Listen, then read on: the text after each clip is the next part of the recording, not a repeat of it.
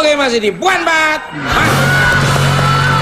Pemirsa, berhubung Gianina Arwana dan Vega Julung-Julung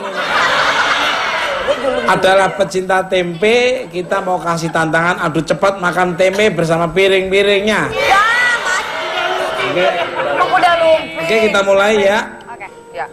Dihitung dari 1 juta kali atau? Lamaan, Mas. Dari 3, 2, 1.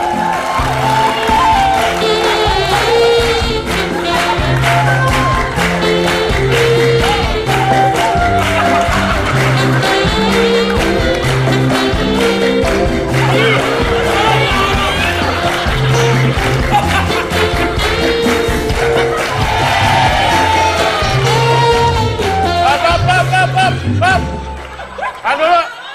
Ini lo makan tadi kemana suap-suapan sih? Lo suapin dia jangan pakai tangan, pakai pacul. Tempenya udah enak, terus bekasnya dari Giavina lambah enak lagi.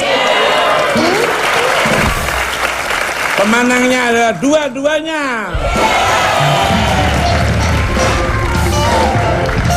Nah ini aura saya ini untuk ini.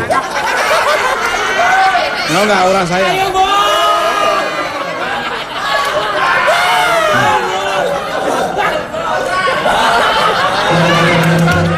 Gelem tak? Ada gelem tak? Kalau nggak mau tak ambil lagi. Kembali ke lab.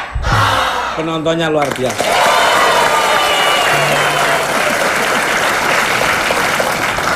Untuk Pak Madin. Ini enak banget. Reaksi kimia apa sih yang terjadi pada proses fermentasi tempe dan apa penyebab dari adanya sejumlah kejadian keracunan tempe bongkrek di sejumlah daerah? Enggak. Ya, kita harus menghargai leluhur kita yang menemukan proses pembuatan tempe ya. Yeah. Karena dari kedelai menjadi tempe itu melalui proses fermentasi itu banyak terjadi reaksi-reaksi mikrobiologis ya, melalui proses fermentasi namanya. Nah, proses fermentasi oleh kapang yang sebenarnya Diopus dan kawan-kawannya itu banyak sekali jenisnya, itu mengakibatkan komposisi kimianya berubah. Jadi bisa lebih banyak, bisa juga yang tadinya tidak ada menjadi ada gitu. Dan yang tadinya ada tidak bisa digunakan tubuh sekarang menjadi ada dan bisa digunakan oleh tubuh kita.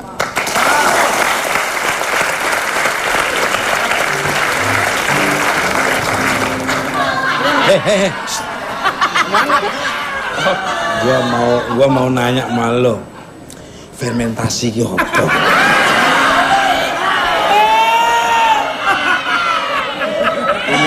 Aku tadi pura-pura iya. Ada di sini batin nih fermentasi ki apa? Gua bilang dari dulu orang pinter pura-pura bodoh tuh bisa.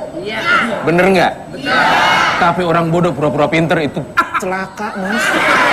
Ya, makanya gue jujur nanya malu fermentasi itu apa? Tahu, Beb.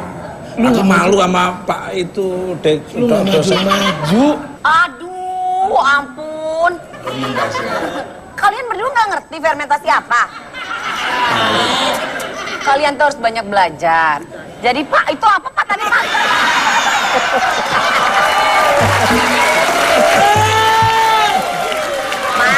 Ya biar pemirsa kan ada yang kuliah, ada yang sekolah, ada yang DO kelas 2 juga ada.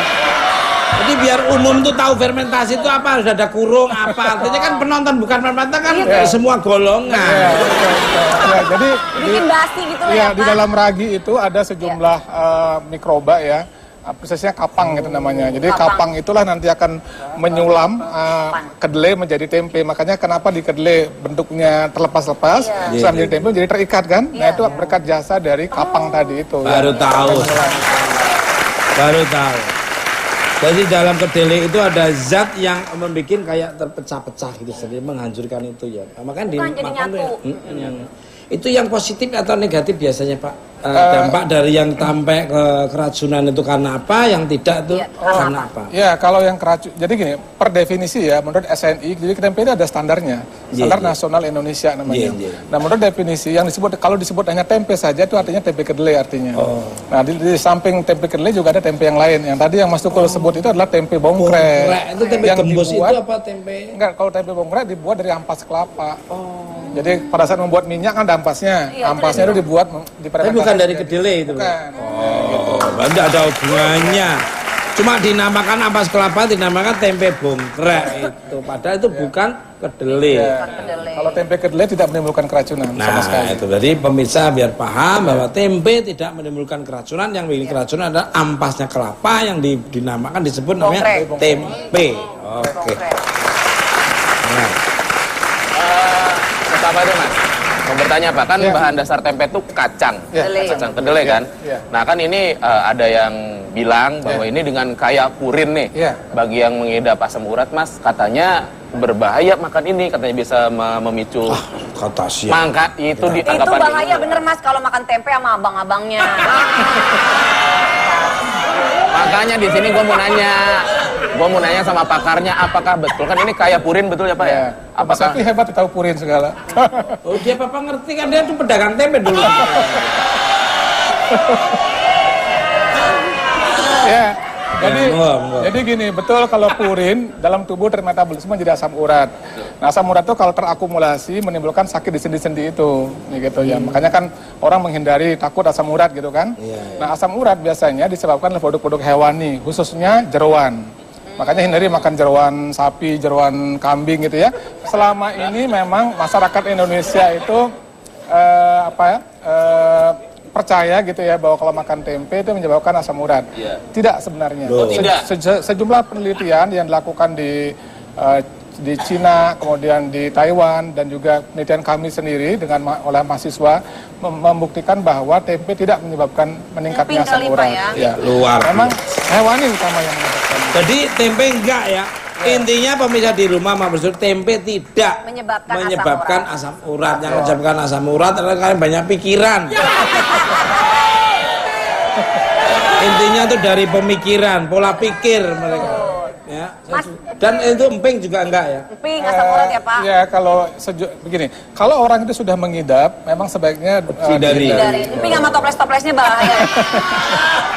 wajannya sekali. Mas, aku mau tanya nih Mas, sebagai pecinta tempe kayaknya harus nanya ini Mas. Kan jenis-jenis tempe itu banyak ya Pak, banyak sekali. Nah, dari sekian banyak jenis tempe, mana jenis tempe yang paling banyak kacang kedelainya Pak, yang proteinnya paling tinggi? Ya, jadi kita bersyukur punya tempe ya, karena saat ini tempe itu adalah menyumbangkan 10% dari kecukupan protein masyarakat Indonesia. Wow. Jadi lumayan besar tuh 10% kan. Jadi tempe itu adalah lauknya semua lapisan masyarakat, dari mulai yang lapis bawah sampai orang kaya juga makan tempe kan. Nah gitu. Jadi pada dasarnya tempe yang benar menurut definisi adalah tempe yang hanya dibuat dari kacang kedelai. Tidak boleh ada penambahan apapun. Ya, karena memang di prakteknya memang ada yang macam-macam gitu ya. Campur onggok lah, campur jagung, campur macam-macam gitu. Nah, iya, menurut definisi tidak boleh gitu loh. Ampas ya. Pak Made, maaf itu kan bentuknya ada yang bulat, ada yang kotak, ada yang segitiga. Yang di antara bentuk itu yang paling enak yang mana? Tidak ada hubungan antara bentuk dengan rasa. Nah, nggak ada bentuk ya, tapi bentuknya mau tinggi, mau bulat, mau panjang. Yang penting rasanya dinikmati dari hati. Semua tempe ya. Tapi kalau kemasan berpengaruh Mas. Oh kemasan. Ya. Nah itu ini yang saya tanya sebetulnya kemasan. Ya, Mas tidak tahu yang daun gitu ya. Jadi kalau di Jawa itu ada macam-macam ya. Ada yang dikemas dengan daun jati, daun waru, daun pisang ya. Kalau daun pintu mah daun telinga.